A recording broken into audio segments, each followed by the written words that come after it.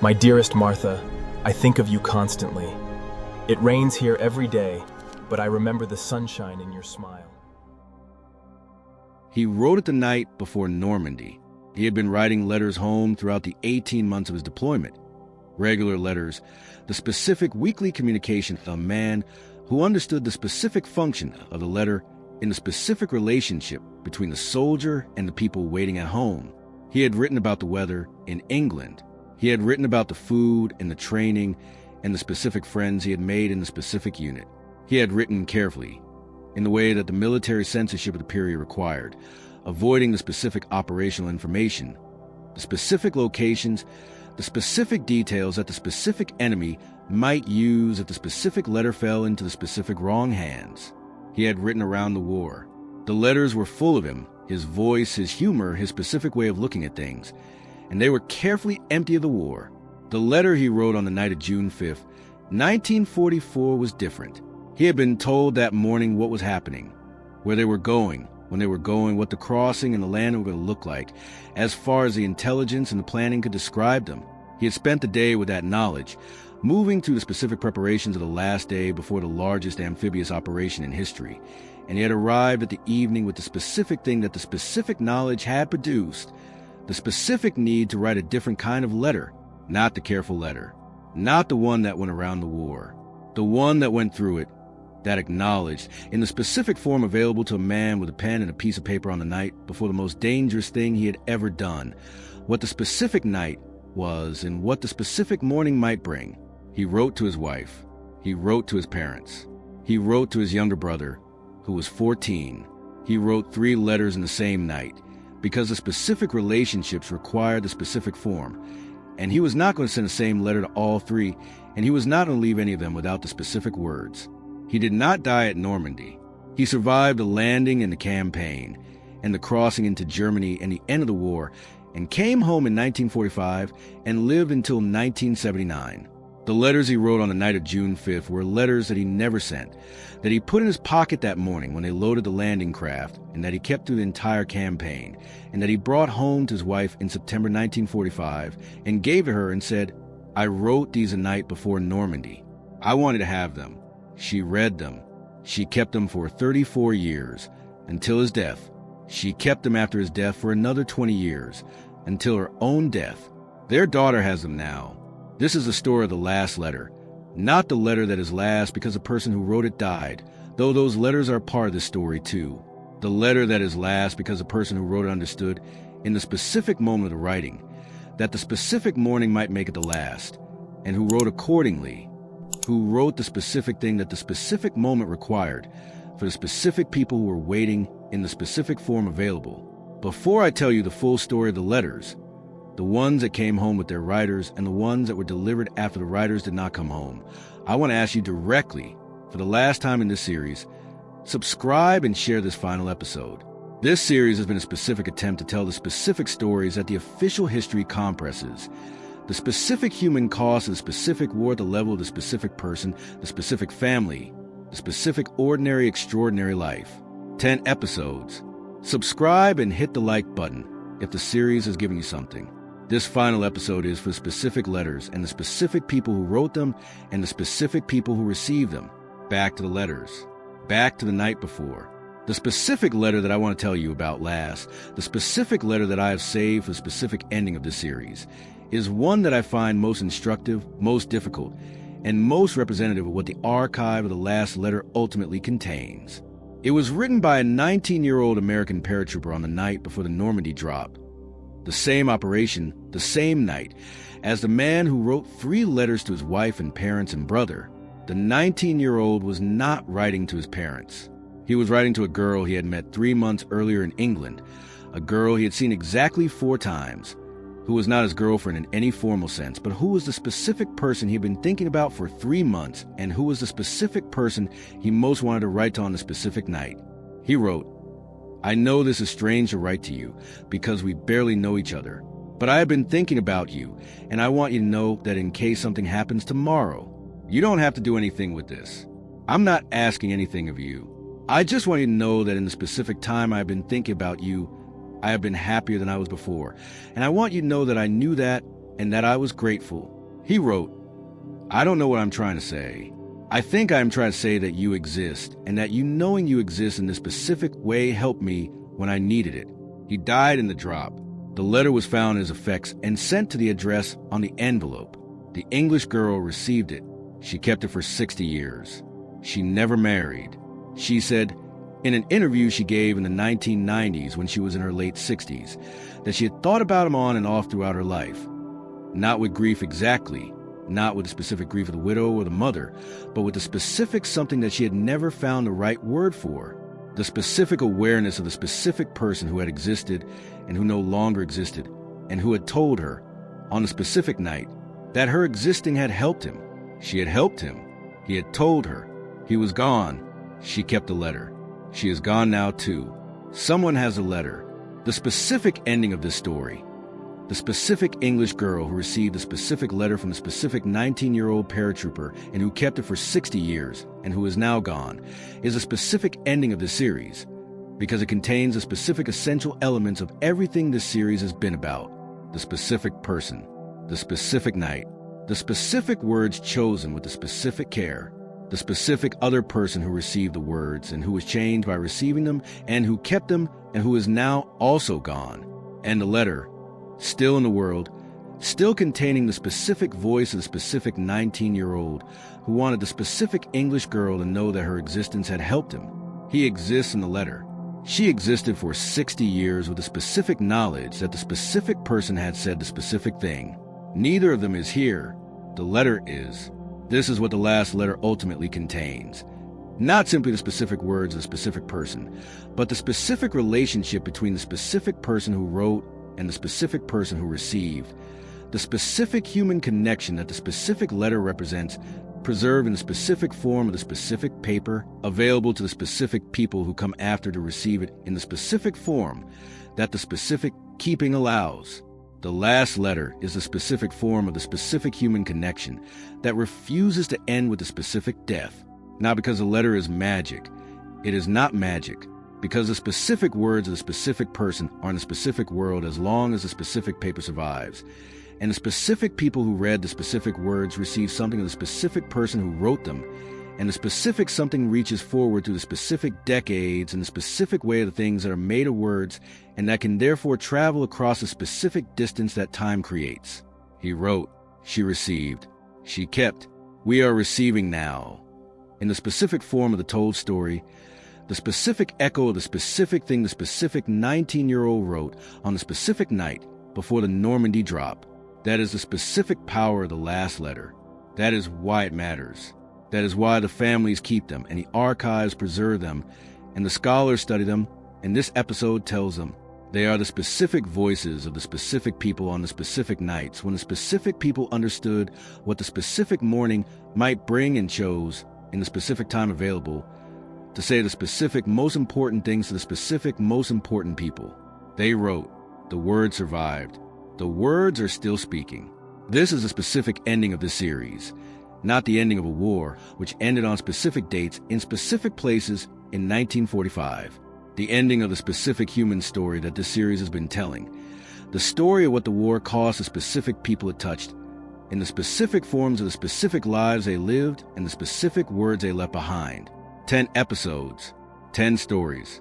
The soldier who came home, the sons who grew up without fathers, the woman who waited, the sniper who counted, the prisoners who returned, the medic who saved 200 men, the nurse who kept silent, the pilot who flew again, the men who stayed in Europe, and the last letter. Each of these is a specific form of the specific cost. Each of them contains a specific human truth of the specific war, in the specific form available to the specific person who lived it.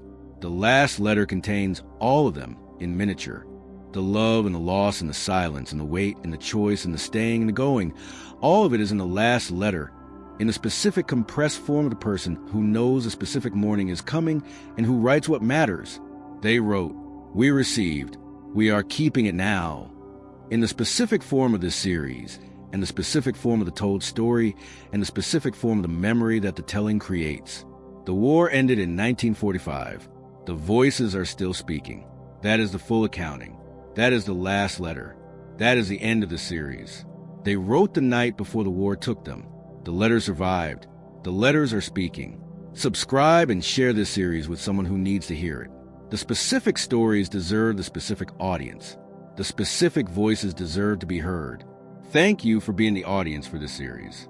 The letters are in the world. Now so are these stories. The war is over. The voices remain. The specific letters I want to tell you about, the specific documents that have been preserved and that allow us to hear the specific voices of the specific people on the specific nights, are a small selection from an archive that is too large to represent fully in a single episode. Each of them is a specific expression of a specific person in the specific moment, and each of them deserves to be held as the specific thing it is rather than as an illustration of the general. There was a letter written by a Marine from Georgia on the night before the Battle of Tarawa in November 1943. He was 20 years old. He had been in the Pacific since the previous year. He wrote to his mother. His father had died when he was 12, and his mother was a specific primary person, the specific person whose face he saw when he thought about home. He wrote, "I have been trying to think of what to say to you for a long time, and I have not been able to find the right words. I am going to try anyway, because the right words might not come, and the night is here. I want you to know that everything you did was right. Everything. The way you raised us after Daddy died. The way you managed. The way you never let us feel the specific weight of the specific difficulty. I know now what that cost you because I know now what things cost. I want you to know I know." He wrote, "If I don't come home, I want you to be happy. I know that sounds like something people say. I mean it specifically. I want you to laugh at things. I want you to eat the specific Sunday dinner. I want you to do the specific things that are the specific life and not spend the specific life in grief for me. I will be fine wherever I am. I want you to be fine where you are." He died at Tarawa the following morning. The letter was found in his belongings and sent to his mother in Georgia. She received it 3 months after his death. She read it many times. She kept it for 40 years until her own death. She did, eventually, do the specific things he had asked. She laughed at things. She ate the Sunday dinner. She lived the specific life. Not without grief. With grief and also with the specific ordinary things he had asked for. Her grandchildren have the letter. They know the voice of the great uncle who died at 20 on a Pacific island, in the specific form that the specific letter preserves. They know that he wanted their grandmother to be happy. They know that he was 20 years old and that he had the specific presence of mind on the specific night to say the specific thing that would be most useful to the specific person who was most important to him. That is remarkable, not because it is unusual. The archive of the last letter is full of the specific quality of the specific person understanding on the specific night what the specific other person most needed to hear. It is remarkable because the specific understanding, the specific ability to see outside the specific self and the specific extremity, is a specific expression of the specific love that the specific extremity makes visible. He was 20 years old, and he understood what his mother needed. He wrote it down. She received it. She kept it. Her grandchildren know it. That is a specific gift of the last letter. There was a letter written by a British officer in North Africa on the night before a patrol in 1942, a patrol that he did not expect to return from in the specific conditions of the specific intelligence he had about the specific German positions. He was 32 years old, a career officer, the specific kind of man who had joined the army in the 1930s because the specific career was a specific thing he had wanted, not because the war had required it. He wrote to his wife and to his 2 daughters, ages 7 and 4, in a single letter. He addressed it to all 3. The specific recognition that the specific ages of the specific daughters required the specific acknowledgement of their specific presence, even if they could not fully receive the specific words. He wrote, "I want to tell you what I know about the specific things that matter and the specific things that do not. The specific things that matter are the ones you're doing right now. The specific breakfast, the specific bedtime, the specific ordinary Tuesday morning. These are not small things. They are the things. Everything else is in service of these things, or it is nothing. He wrote, I have been trying to do the service for 3 years, and I think it's been worth the doing. I hope when you are old enough to understand this, you will think it was worth the doing. I believe it was. He wrote to his daughters, Your mother will tell you who I was. Listen to her. She knows me better than I know myself. He survived the patrol. He came home from the war. He lived to 71. He gave the letter to his wife in 1945, and she gave it to their daughters when they were old enough to understand it. The daughters are in their 80s now. They have read the letter many times. They know what he believed was worth the doing. The specific letter, written in the specific belief that it might be the last, kept by the specific wife and given to the specific daughters in a specific time, is a document of the specific private world of the specific man that the specific career officer would not otherwise have produced. He was not a man who expressed his specific feelings in the ordinary conditions of a specific career. The specific letter required the specific expression. He gave it. His daughters received it. They know their father from the letter in ways that the specific career officer would not, in ordinary circumstances, have let them know him. This is a specific additional gift of the last letter, the specific opening of the specific private person that the specific extremity produces. The man who does not speak his feelings in ordinary times sometimes speaks them in the specific extraordinary time of the last letter. The people who receive the letter receive the private person alongside the specific public person. The specific daughters of the British officer receive both the specific father and the specific private person. The letter is a document of the private person, the man who believed that the specific breakfast and the specific bedtime were the things, and who had spent 3 years doing the service of those things, and who wanted his daughters to know that he believed in the service. They know the letter is in the world. He is in the letter. That is the archive of the last letter. That is what the specific soldiers wrote on the specific nights before the specific things that might have been the last thing. The specific practice of writing the last letter. The specific letter that acknowledges the possibility of the death and that attempt to put into words the specific things that need to be said in case the death occurs is one of the oldest practices of the soldier, and the Second World War produced an extraordinary volume of these letters in the specific conditions of the specific conflict. Not all soldiers wrote them. Some did not have the time. Some did not have the inclination. Some wrote them and destroyed them, wrote the specific words, and then decided that the specific words were too specific, that giving the letter to the specific person before the specific operation was an acknowledgement of the specific possibility that the specific culture required them not to make. Some wrote them and sealed them and gave them to specific chaplains or specific officers with the specific instruction to send them if they were needed and to destroy them if they were not. But many wrote them, and enough of them were kept by the writers who survived and by the families who received them from the dead, that the specific archive of the last letter is one of the most extraordinary collections of human documents that the specific war produced. The specific character of the last letter, what the specific person chose to say in the specific form of the specific writing on the specific night, varies enormously across the specific letters that the archive contains. Some of them are practical, the instructions about the bank account, the insurance policy, the specific arrangements the specific person wants made for the specific things they are leaving behind. Some of them are philosophical, the specific meditation on the meaning of what the specific person has done and why, the specific attempt to place the specific death in the specific larger framework that the specific person uses to understand the specific life. Some of them are simply emotional, the specific raw expression of the specific love and the specific grief, and the specific not wanting to go that the specific formal writing sometimes allows in ways that the specific spoken word does not. Most of them are all three, in varying proportions.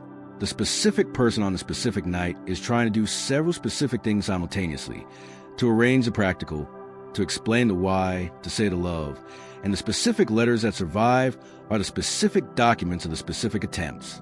The man who wrote 3 letters on the night of June 5th was doing all 3 in the specific forms appropriate to the specific recipients.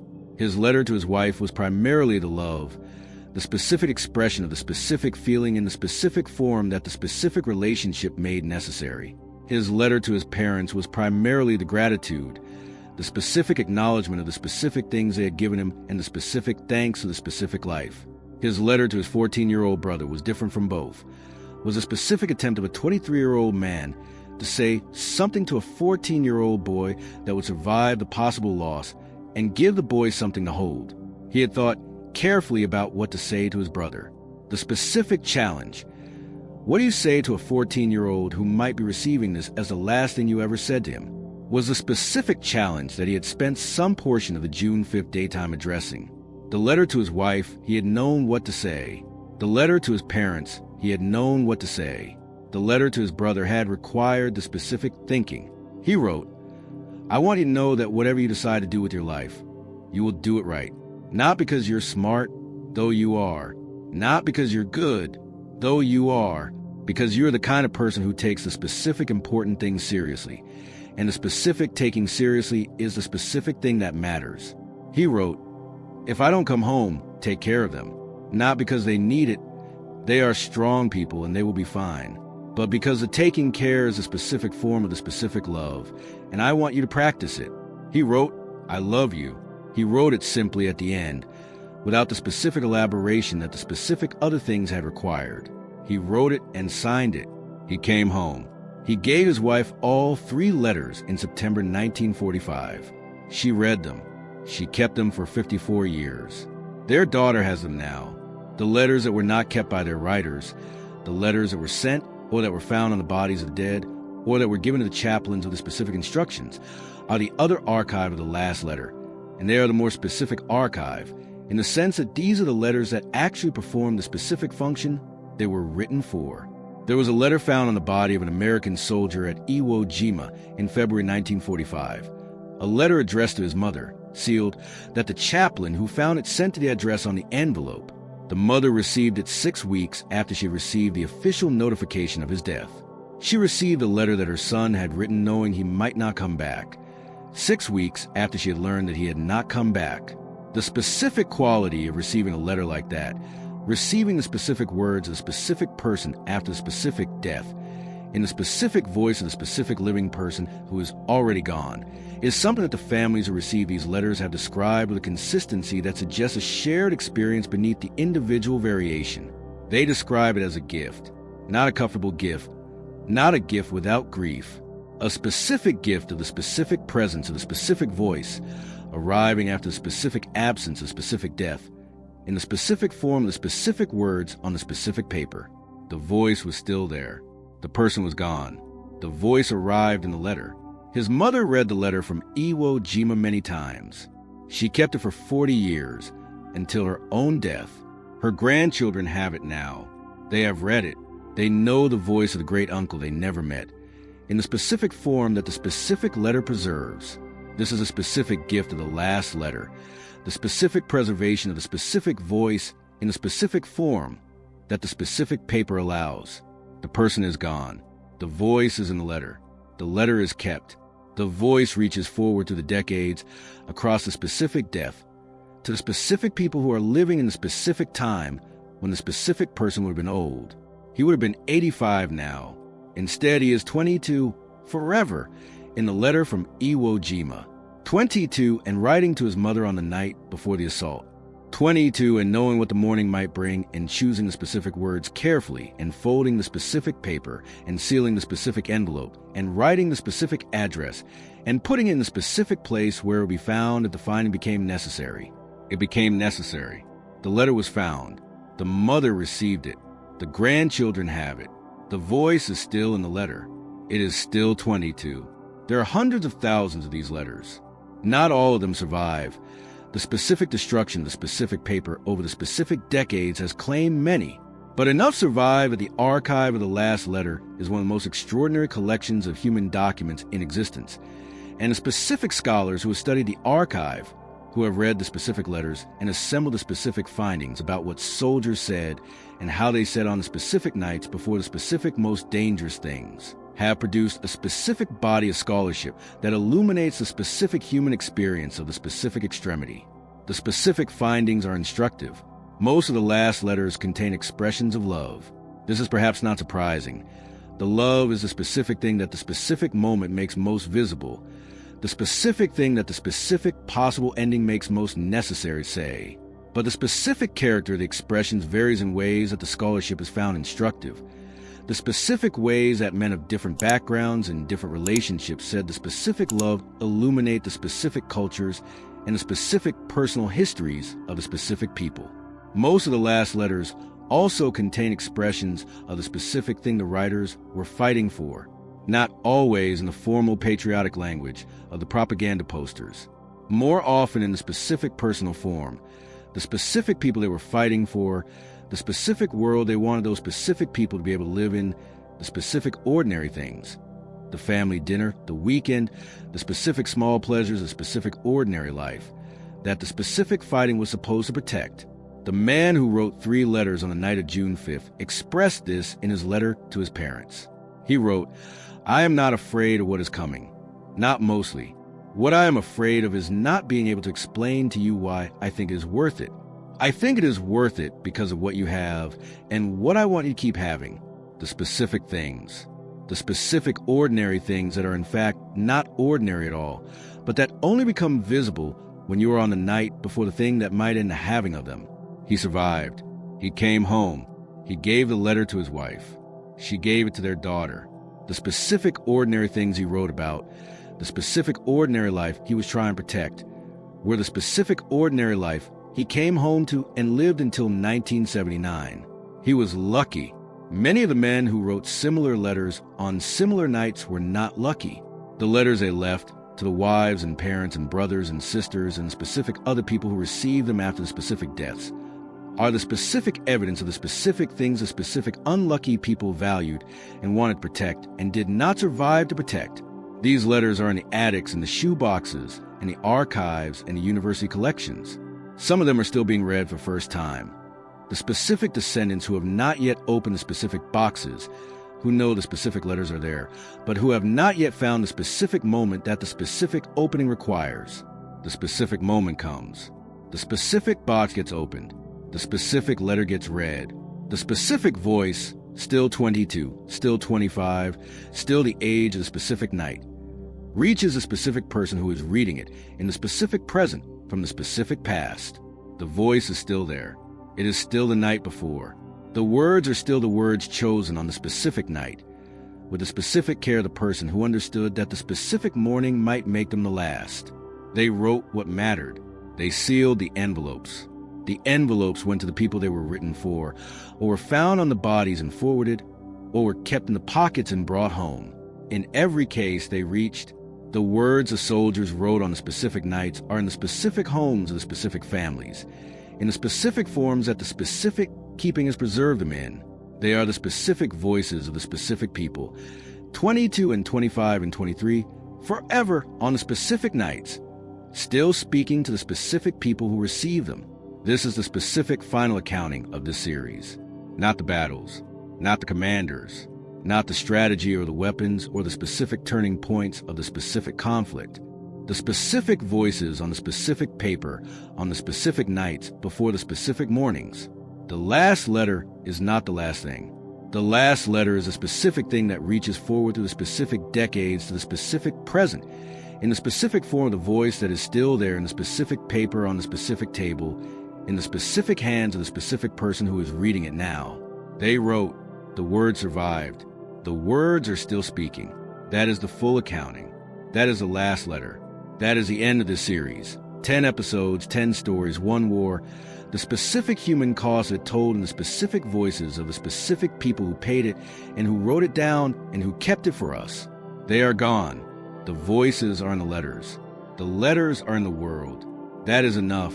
That is everything. The specific scholarship on the last letter, the specific academic and historical work that has been done on what soldiers wrote before combat, and what those writings reveal about the specific inner lives of specific people, is worth summarizing here because it illuminates the specific archive in ways that the individual letters alone do not. The specific researchers who have studied the largest collections of these letters, the archives of the Army War College, the specific university collections that the specific families have donated to, the specific private collections that the specific historians have been granted access to, have found consistent patterns that cut across a specific individual variation. The most consistent finding is the one I have already mentioned, the expressions of love. But the scholarship is precise about the specific character of the love expressions in ways that the general observation does not capture. The soldiers who wrote last letters in the hours before combat were not writing in the abstract register of the love declaration. They were writing in the specific register of the person who was seeing the specific people they love clearly, more clearly in many cases than the ordinary circumstances of the ordinary life had permitted, and who is using the specific clarity of the specific moment to say the specific things the specific clarity has revealed. The specific soldiers who are the best at writing the last letter, the ones whose letters are most moving, most specific, most full of the specific person, were not necessarily the most literary. They were the ones who had thought most clearly about the specific people they were writing to and who had found the specific words for the specific things the specific people most needed to receive. The Marine from Georgia who told his mother he wanted her to laugh at things was doing this. The man who wrote 3 letters and told his 14-year-old brother to practice the specific love through the specific taking care was doing this. The 19-year-old paratrooper who told the English girl that her existence had helped him was doing this.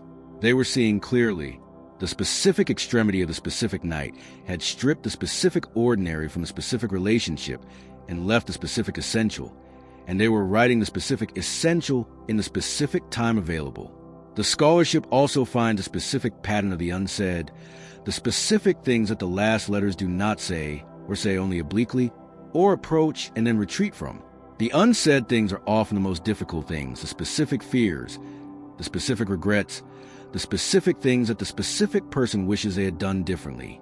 Some of the letters approach these, and then turn away, arrive at the edge of the specific honest accounting, and then choose the comfort of the specific love instead of the risk of the specific regret.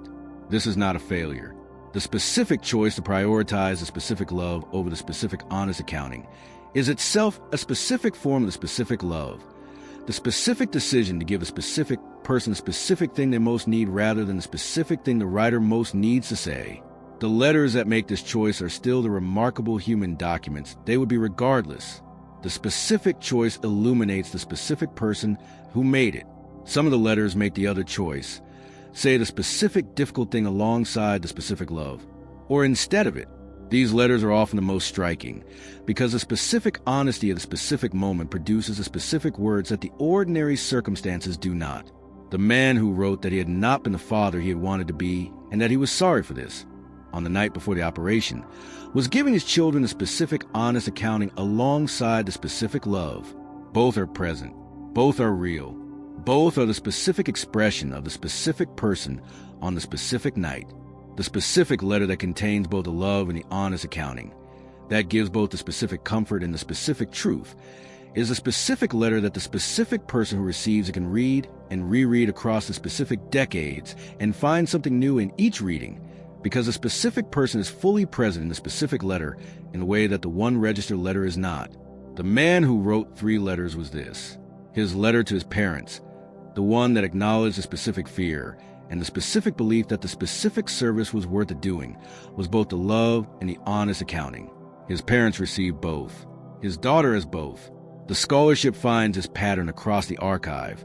The letters that contain the most of the specific person are the letters that contain the most of both, the most of the specific love and the most of the specific honest accounting, together, in the specific form that the specific extremity produced. He wrote both. She received both. The daughter has both. That is a specific richness of the archive. That is a specific thing the last letter contains when it is the most fully itself. The specific families who have kept the last letters, who have maintained the specific archive of the specific voices across the specific decades, deserve acknowledgement as the specific custodians of the specific most important documents of the specific war. Not the official documents, not the operational records or the casualty figures or the specific strategic assessments. The specific letters in the specific shoeboxes and the specific attics and the specific university archives. These are the specific most important documents of the specific war because they are the specific human documents the specific voices, the specific people in the specific moments of the specific most important things they ever said. The families keep them because the families understand. At whatever level of explicit articulation the specific family is capable of, that the specific letters are the specific presence of the specific person in the specific form that the specific paper allows.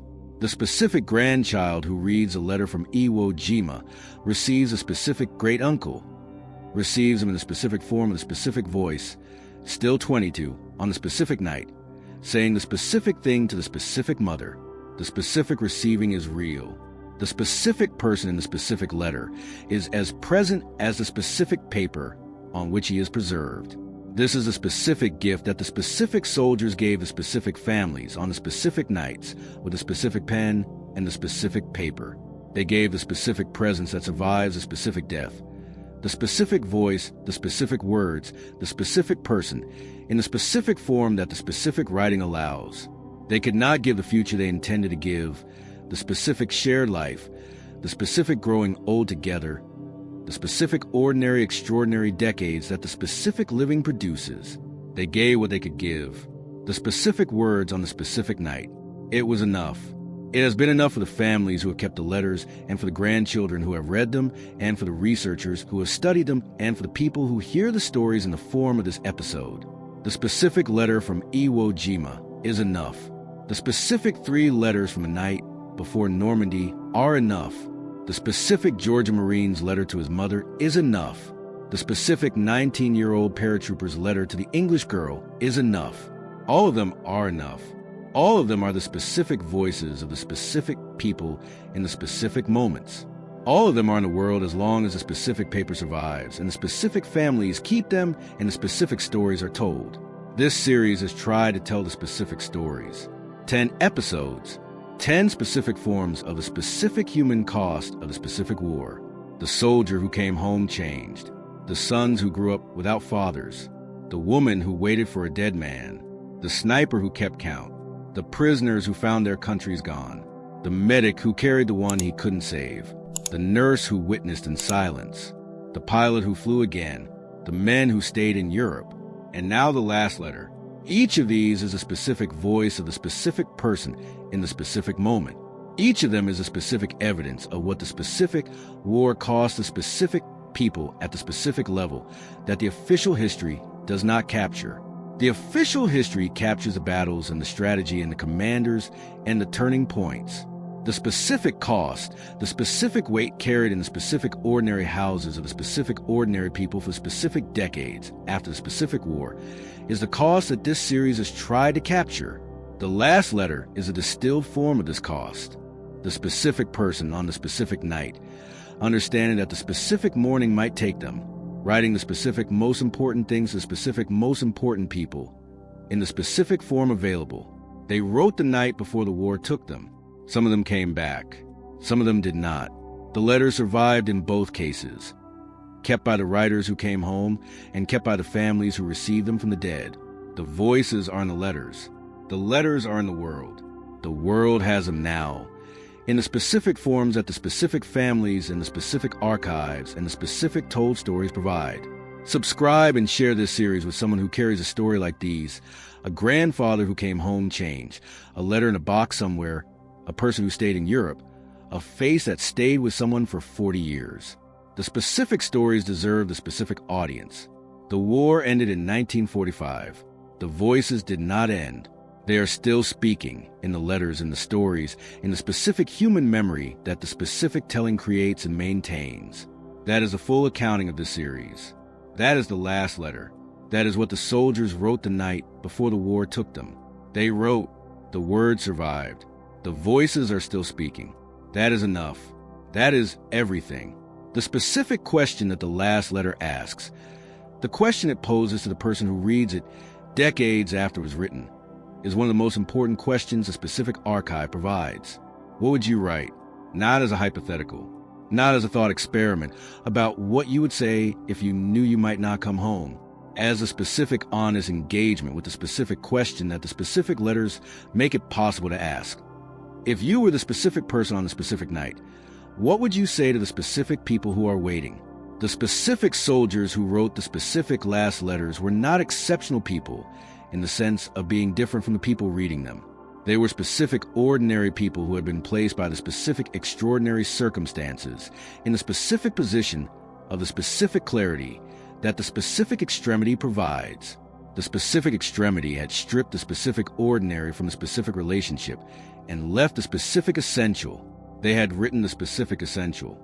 The specific essential, the specific most important things, the specific things that the specific clarity reveals, is available to the non-combatant too, not in the specific form of the specific extremity of the specific night before the specific combat. In the specific form of question, what do the specific people in your specific life most need to hear from you, and have you said it? The specific letters show us the answer to this question in the specific form that the specific moment produced. The Georgia Marine told his mother he wanted her to laugh at things. The British officer told his daughters that their mother would tell them who he was and to listen. The 19-year-old paratrooper told the English girl that her existing had helped him. These are the specific things. The specific, ordinary, specific things that the specific moment made it possible to say. They are not grandiose.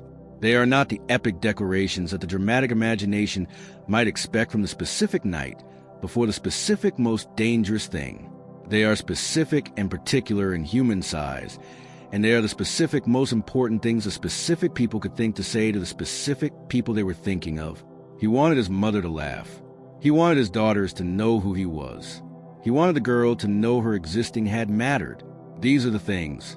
These are the specific human things that the specific extremity reveals, and that the ordinary circumstances sometimes obscure. The last letter reveals them because the specific person on the specific night understood that the specific paper and the specific words were the specific final opportunity to make them visible. What would you write?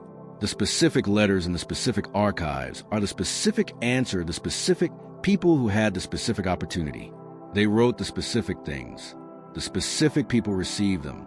The specific voices are still speaking in the specific letters. The question they leave us with, what would you write, is the specific gift of the specific archive to the specific people who read it, not to replicate the specific extremity. To use the specific clarity that the specific letters reveal is available, to see the specific most important things and to say the specific most important things to the specific most important people in the specific forms available in the specific ordinary circumstances. They wrote on the specific night. The writing does not require the specific night. The specific thing they wanted their specific people to know. They wanted them to know the love. They wanted them to laugh at things. They wanted them to know that their existing had helped. These things do not require the specific night to say. They require only the specific willingness to see clearly and to say what the specific seeing reveals. The specific letters show us how. The specific people who wrote them showed us that the specific ordinary person on the specific ordinary night is capable of the specific clarity and the specific saying. They wrote. The word survived. The voices are speaking. What would you write? That is the question the last letter leaves us with. That is the specific gift of the specific archive. That is the specific ending of the specific series. The specific final letters I want to share, the specific voices I have saved for the specific ending of the specific episode, are letters that have not been studied in the formal scholarly literature, but that have been shared with me through the specific channels of the specific research for this series. There was a letter written by a Black American soldier, a man from Alabama who had served in a segregated unit in Italy, to his younger sister. He was 26 years old. He wrote on the night before an assault on a German position in the winter of 1944. He wrote, "I want to tell you something I have not told anyone. In Europe, I am something different from what I am at home. Not a better person, not a different person. The same person, but seen differently. The same person, but treated as the same person. I don't know what to do with this. I know we are going home when this is done, and I know what we're going home to. But I wanted you to know that I have been somewhere where I was seen correctly, and that it changed something in me to be seen correctly, and that I'm going to spend my life trying to make the home like the somewhere." He came home. He went home to Alabama. He spent the next 40 years as a civil rights activist in the specific community he had come from. His sister kept the letter. It is in the hands of his grandchildren now. The specific promise he made on the specific night, The specific commitment to spend a specific life trying to make the home like the somewhere was the specific life he lived. The letter is a specific document of the specific moment when the specific commitment was made. He made it on the night before the assault, in the specific form available to him, the specific words to the specific sister, and he kept it for 40 years in the specific form of the specific life he lived. The letter and the life are the same promise, in different forms. There was a letter written by an American soldier to his father, a letter that is remarkable primarily for what it says about the relationship between the specific son and the specific father rather than for what it says about the war. He wrote, "I want to apologize for the specific thing I said before I shipped out. I was wrong to say it, and I was wrong about you, and I was wrong to leave without saying this. You have been a good father. You have been the specific kind of father that I did not understand when I was younger, and that I understand now. I am sorry it took the specific circumstances to make me see it clearly." He survived. He came home. He gave a letter to his father before sending it, handed it to him instead of mailing it, in the specific first meeting after the specific return, and said, "I wrote this before Normandy, and I want you to have it." The father read it in front of him. The father said nothing. He held the letter for a long time. Then he folded it and put it in his pocket and said, "Let's go in. Your mother has dinner ready." The son lived to 81. The father lived to 90. They never discussed the letter again. The father kept it in his pocket until the day he died. Not in a drawer, not in a box, in his pocket, the specific most available form of keeping. And when he died, the letter was in the pocket, and the son found it there and understood. Both of them understood. The letter had said the specific thing. The specific thing had been received. The receiving had been enough. The 40 years of the specific ordinary life they shared after the return, the dinners and the Christmases and the specific accumulated ordinary occasions, were the specific living out of the specific thing the letter had said. The letter is still in the specific family. The son is gone. The father is gone. The letter is still the specific moment when the specific son said the specific thing to the specific father, and the specific father carried it in his pocket for 40 years. That is the archive of the last letter. That is what the specific soldiers wrote on the specific nights. That is what survived. The love and the honest accounting and the promise and the apology and the seeing clearly and the specific most important things said to specific most important people. These are in the archive, in the specific letters, in the specific shoeboxes, and the specific university collections, and the specific pockets of the specific fathers. They wrote, the word survived. They are still speaking. That is the last letter. That is the end of the series. The war is over. The voices remain. They are speaking in the letters, in the stories, in the specific human memory that the specific telling creates. Subscribe and share this series. The voices deserve to be heard. That is everything. That is enough. The specific final thing I want to say, the specific thing that this series ends with, is about the specific relationship between the specific stories and the specific people who are reading or listening to them. This series has told 10 specific stories. Each story is a specific form of the specific human cost of the specific war. The soldier who came home changed. The sons who grew up without fathers. The woman who waited. The sniper who counted. The prisoners. The medic. The nurse. The pilot. The men who stayed. And the last letter. Each of these stories is a specific story of a specific person or a specific group of people. None of them is the general story of the war. The general story of the war is told in the official histories, in the strategy and the battles and the commanders and the turning points. This series has been telling the specific other story, the story that happens in the specific houses and the specific hearts and the specific relationships of the specific ordinary people who were touched by the specific war. The specific people in this series are not famous. They are not the generals or the statesmen or the commanders whose names appear in the history books. They are the soldier who stood on the sidewalk and could not walk up the path, the daughter who counted the marks on the rifle stock, the woman who wrote 40 letters and burned them, the medic who asked what more could I have done for 53 years, the nurse who could still see Jimmy's face after 40 years, the pilot who flew on Thursday, Frank in Paris, the 19-year-old paratrooper who wanted the English girl to know her existing had helped him. These specific people, their specific stories, their specific voices, their specific most important things, are the specific evidence of what the specific war costs at the specific level that matters most, not the level of the strategy or the outcome, the level of the specific life. The specific stories deserve to be heard. The specific voices and the specific letters deserve to be received. The specific cost of the specific war deserves to be known in the specific human form that the specific ordinary people paid it in. This series is tried and know it in that form.